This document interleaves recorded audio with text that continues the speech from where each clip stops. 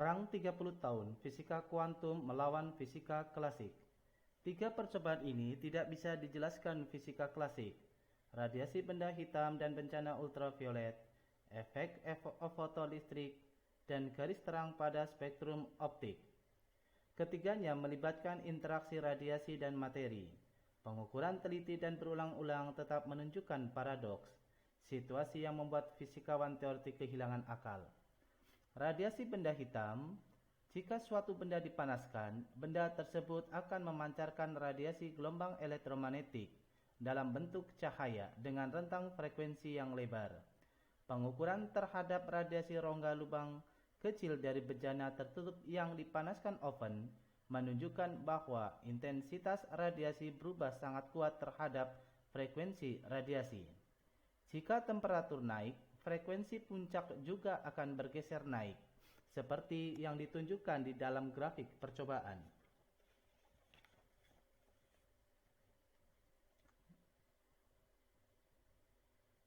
Benda hitam adalah suatu benda yang menyerap seluruh radiasi elektromagnetik yang mengenainya. Dalam bejana, radiasi tidak bisa keluar dan terus-menerus diserap dan dipantulkan kembali oleh dinding. Sebuah rongga kecil melepaskan radiasi yang dipancarkan oleh dinding. Rongga inilah yang mewakili karakteristik benda hitam. Ketika oven baru hangat, kita tak melihat radiasi itu karena tak merangsang mata kita. Semakin panas oven, frekuensi radiasi bisa mencapai daerah cahaya tampak dan kita melihat radiasi merah menyala seperti pada cincin kompor listrik. Pada tahun 1896, teman Planck di Biro Standar Departemen Fisika Klasik di Berlin, Wilhelm Wien, melakukan percobaan radiasi rongga terbuat dari porselin dan platina. Hasil-hasil yang paradoks. Apa bisa benda hitam dipelajari seperti gas ideal Maxwell? Gelombang elektromagnetik bukannya molekul gas, bergetar di sekitar titik setimbang dalam bejana tertutup. Wien berdasarkan teori yang meragukan menemukan rumus radiasi yang sahih pada frekuensi tinggi saja. Rumus berdasarkan teori Maxwell yang diturunkan oleh fisikawan klasik Inggris Lord Rayleigh dan Sir James Jeans sahih hanya pada frekuensi rendah. Apanya yang salah? Rumus Rayleigh-Jeans jelas salah. Kalau betul setiap orang mendekati rongga, jangan-jangan Wedgwood masuk tungku. Seandainya rumus Rayleigh-Jeans terpecahkan secara klasik, pijaran romantik bara akan memancarkan radiasi mematikan. Kita mesti bertindak. Bencana ultraviolet. Semua orang sepakat metode Rayleigh-Jeans benar. Tapi mari kita lihat bagaimana Rayleigh-Jeans menurunkan rumusnya. Seperti pada partikel gas Maxwell, kami juga menerapkan eka partisi energi pada gelombang. Artinya, energi radiasi total diasumsikan tersebar merata dalam semua frekuensi getaran yang mungkin. Tapi ada perbedaan besar antara keduanya. Dalam gelombang, jumlah tingkat getaran yang bisa dibangkitkan tak terbatas. Semakin rendah panjang gelombang, semakin banyak gelombang yang bisa yang dimasukkan ke dalam bejana.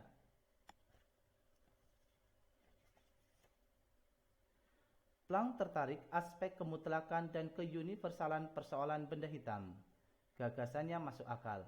Pada kesetimbangan kurva intensitas, radiasi versus frekuensi tidak bergantung ukuran dan bentuk rongga atau bahan dinding.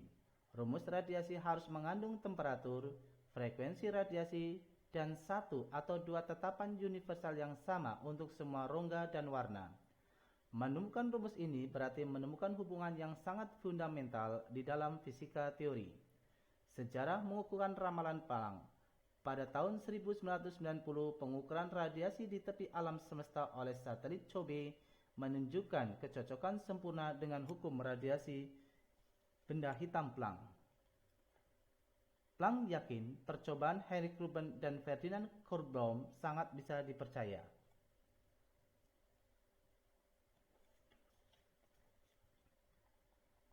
Meskipun bisa menerangkan seluk-beluk pancaran, serapan dan pelajaran radiasi, Teori elektromagnetik gagal menerangkan distribusi energi pada kesetimbangan. Ini adalah persoalan termodinamika. Dengan mengaitkan energi rata-rata osilator dengan entropi, Planck menemukan rumus intensitas radiasi yang diharapkan cocok dengan percobaan.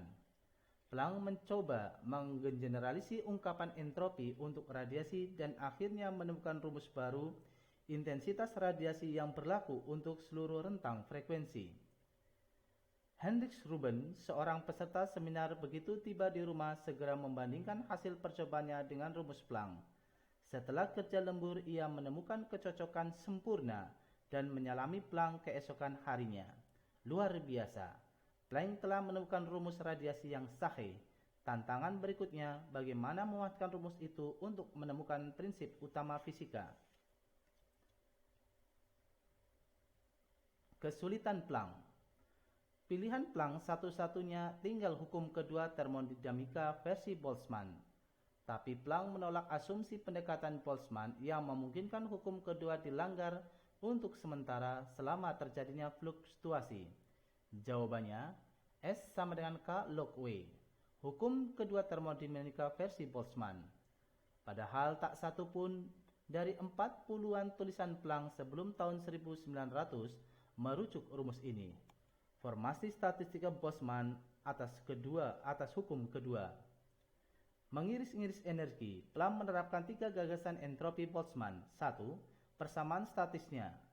Untuk menghitung entropi. 2. Kondisinya. Entropi harus maksimum.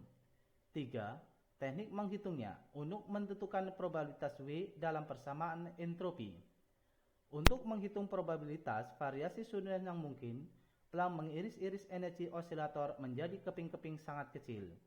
Jadi, energi total dituliskan E sama dengan NE, di mana N banyaknya keping dan E adalah keping energi sebarang. Sesuai prosedur matematika, jika banyaknya keping tak terbatas, E menjadi sangat kecil. Energi kuantum. Eureka! Pengirisan energi menjadi keping-keping energi yang telah diterapkan Planck untuk menemukan rumus radiasinya mengakibatkan energi radiasi harus tak kontinu. Karena tidak punya alasan untuk mengusulkan konsep itu, ia menerimanya begitu saja. Planck terpaksa membuat postulat. Pokoknya, harga E sama dengan HF. Harus terbatas dan H tidak boleh nol. Kalau postulat ini terbukti sahih, kesimpulan osilator menyerap dan memancarkan energi secara tak kontinu dalam satuan energi E sama dengan HF, dinamakan kuanta energi. Hubungan kuantum Planck menunjukkan ekipartisi energi dan tiap jenis getaran memiliki energi total yang berbeda-beda. Makanya kita tidak terbakar oleh sengatan radiasi dari kopi panas. 14 Desember 1900, ketika sedang berjalan-jalan pagi, Planck mengatakan pada anaknya, ia mungkin akan berhasil membuat karya sehebat Newton. Hari yang sama, ia memaparkan rumusnya pada masyarakat fisika Berlin. Peristiwa ini menandai kelahiran fisika kuantum. Kurang dari 2 bulan, Planck menemukan penjelasan untuk rumus radiasi benda hitamnya. Ironisnya, penemuan Planck tak disengaja, karena prosedur matematikanya yang tidak lengkap dan memaksanya membuat postulat. Aneh. Salah satu revolusi fisika terbesar ditemukan secara kebetulan. Sekian, terima kasih.